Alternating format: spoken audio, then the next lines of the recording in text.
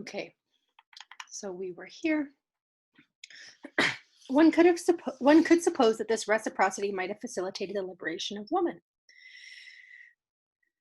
When Hercules sat at the feet of Omphale and helped with her spinning, his desire for her held him captive. But why did she fail to gain a lasting power? To revenge herself on Jason, Medea killed her children, and this grim legend would seem to suggest that she might have obtained a formidable influence over him through his love for his offspring. In Lysistrata, Aristophanes gaily depicts a band of women who joined forces to gain social ends through their sexual needs of their men. But this is only a play. In the legend of the Sabine women, the latter soon abandoned their plan of remaining sterile to punish their ravagers. In truth, woman has not been socially emancipated through man's needs. So this would be the idea that, women can use sexual power over men to overthrow the absolute subject and essential other dichotomy. She doesn't think it's possible. A sexual desire and the desire for offspring, which makes the male dependent for satisfaction upon the female. Master and slave also are united by a reciprocal need, in this case economic, which does not liberate the slave. In relation of master to slave, the master does not make a point of the need that he has for the other. He has in his grasp the power of satisfying this need through his own action. Whereas the slave, in his dependent condition, his hope and fear, is quite conscious of the need he has for his master. Even if the need is at bottom equally urgent for both, it always works in favor of the oppressor against the oppressed. That is why the liberation of the working class, for example, has been so slow. Now, woman has always been man's dependent, if not his slave. The two sexes have never shared the world in equality. And even today, woman is heavily handicapped. Though her situation is beginning to change, almost nowhere is her legal status the same as a man's. And frequently it is much to her disadvantage. Even when her rights are legally recognized in the abstract, long-standing custom prevents their full expression in the mores. So, yeah, that's pretty self-explanatory. In the economic sphere, men and women can almost be said to make up two castes. Other things being equal, the former holding the better jobs, higher wages, have more opportunity for success than their competitors. In industry and politics, men have a great many more positions, and they monopolize the most important posts. In addition to all this, they enjoy a traditional prestige that the education of children tends in every way to support. For the present enshrines the past, and in the past, all history has been made by men. At the present time, when women are beginning to take part in the affairs of the world, it is still a world that belongs to men. They have no doubt of it at all, and women have scarcely any. To decline to be the other, to refuse to be a party to the deal, this would be for women to renounce all the advantages conferred upon them by their allegiances with the superior caste. Man, the sovereign, will provide woman, the liege, with material protection and will undertake the moral justification of her existence. Thus she can evade at once both economic risk and the metaphysical risk of a liberty in which ends and aims must be contrived without assistance. So the idea here is that, if you're a full subject going out into the world, you have to give yourself ends, you have to give yourself purpose, you have to take risks and, throw your passion and energy into activities.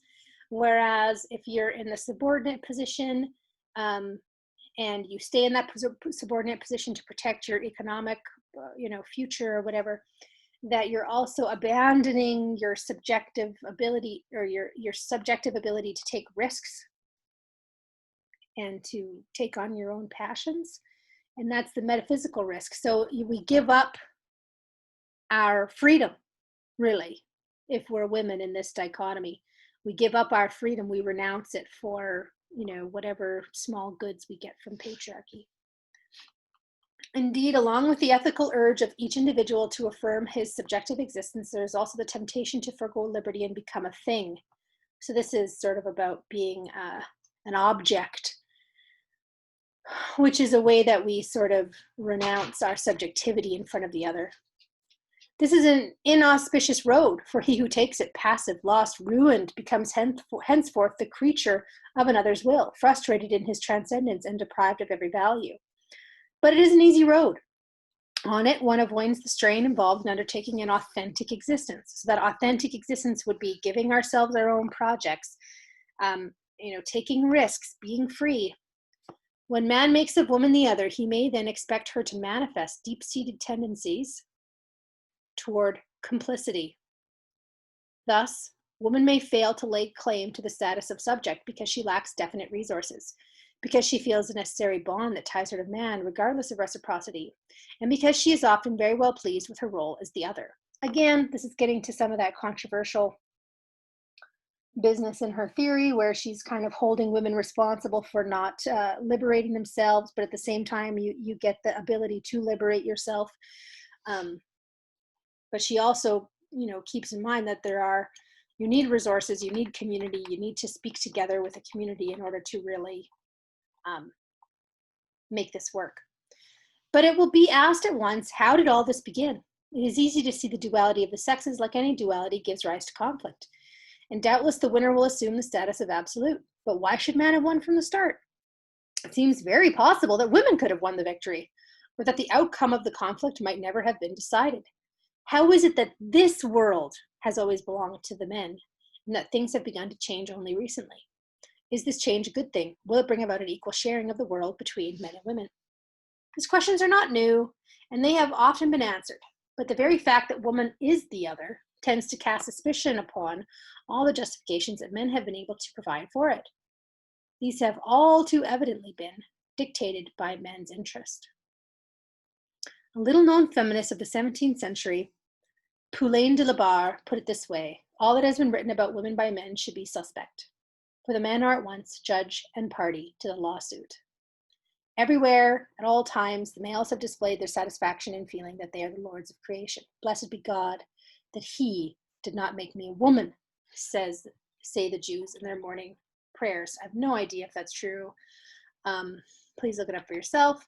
While their wives pray on a note of resignation, blessed be the Lord who created me according to his will. The first among the blessings for which Plato thanked the gods was that he had been created free, not enslaved, and the second a man and not a woman. But the males could not enjoy this privilege fully unless they believed it to be founded on the absolute and the eternal. They sought to make the fact of their supremacy into a right. Being men, those who have made and compiled the laws have favored their own sex, and jurists have elevated these laws into principles, to quote Simone de Beauvoir once more. Weirdly, Hobbes kind of agrees with her. He says basically that in the state of nature, quote unquote, women, because they had the power of reproduction, basically could reject men and take children from them and so on, that they had more power, but that they traded that power for security in the social contract, and things go downhill from there. Legislators, priests, philosophers, writers, and scientists have striven to show that the subordinate position of a woman is willed in heaven and advantageous on earth. The religions invented by men reflect this wish for domination. You can think about, honor and obey the husband and all these kinds of things. In the legends of Eve and Pandora, men have taken up arms against women. They have made use of philosophy and theology, as the quotations from Aristotle and St. Thomas have shown. Since ancient times, satirists and moralists have delighted in showing up the weaknesses of women. We are familiar with the savage indictments hurled against women throughout French literature. Motherland, no, I'm not, but anyway, Motherland, for example, follows the tradition of Jeanne de Meung, though with less gusto. Who knows what she's reviewing that work for right here. This hostility may at times be well-founded. Often it is gratuitous, but in truth, it more or less successfully conceals a desire for self-justification. As Montaigne says, it is easier to accuse one sex than to excuse the other. Sometimes what is going on is clear enough. For instance, the Roman law limiting the rights of women cited the imbecility, the instability of the sex, just when the weakening of family ties seemed to threaten the interests of male heirs. And in the effort to keep the married woman under guardianship, appeal was made in the 16th century to the authority of St. Augustine, who declared, "Woman is a creature neither decisive nor constant." The idea here would be one of the ways in which women have been kept in this position of the other, in order to, one of the reasons for that has been to secure patriarchal lineage. One of the methods to keep it in place has been mystification. So what you do is you create cultures, narratives, stories that all point to this idea that women are unreliable, that they're not fully subjects anyways, that they have mysterious motives, that they're moved by the winds and all this kind of stuff. And that's a way, neither decisive nor constant. So you can't trust them, whatever. So men need to be brought in. At a time when the single woman was thought capable of managing her property.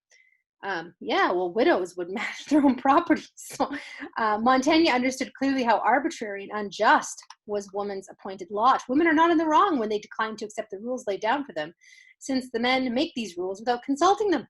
No wonder intrigue and strife abound. But he did not go so far as to champion their cause. Too bad. It was only later in the 18th century that genuinely democratic men began to view the matter objectively. Diderot, among others, strove to show that woman is, like man, a human being.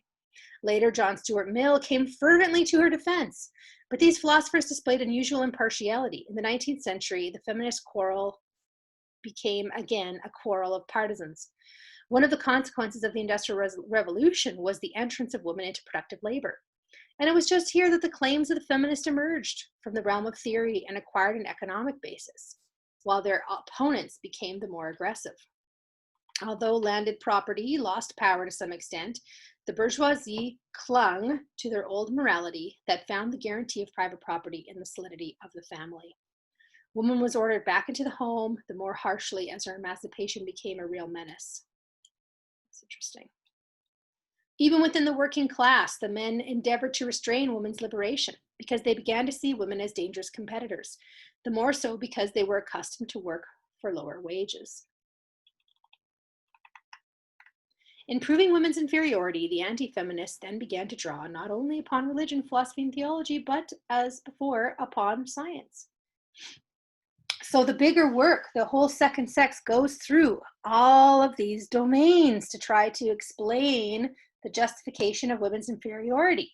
She goes through philosophy, theology, biology, psychology. She has a whole chapter on historical materialism and how Marx is tied up in this.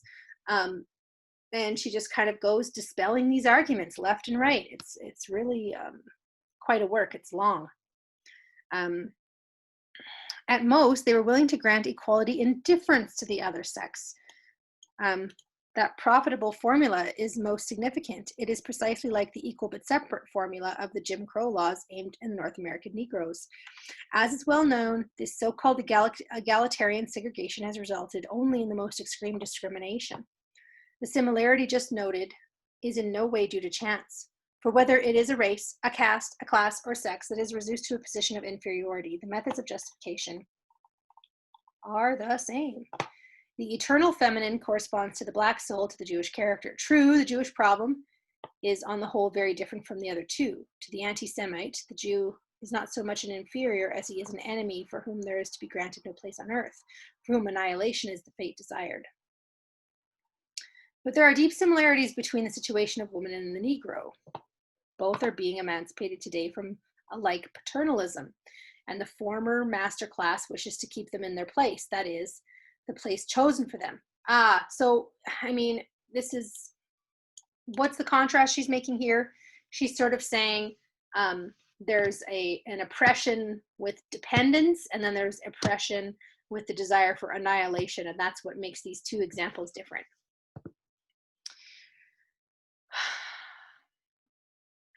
In both cases, the former masters lavish more or less sincere eulogies, either on the virtues of the good Negro with his dormant, childish, merry soul, the submissive Negro, or on the merits of the woman who is truly feminine. That is, frivolous, infantile, irresponsible, submissive woman. In both cases, the dominant class bases its argument on a state of affairs that it has itself created.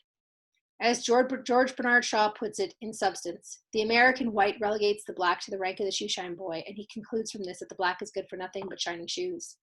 This vicious circle is met with in all analogous circumstances. When an individual or group of individuals is kept in a situation of inferiority, the fact is that he is inferior. This is, again, one of the more controversial bits. Basically, the idea is that if you're put into a submissive position and you don't challenge and strike out of it, you are not able to sort of be authentic in your existence, and that has a sort of lessened transcendence to it, I guess. She's not talking about like moral inferiority here. Their situation affords them fewer possibilities. Yeah, so if you have more opening to the world, more freedom, then you are superior. The question is, should this state of affairs continue?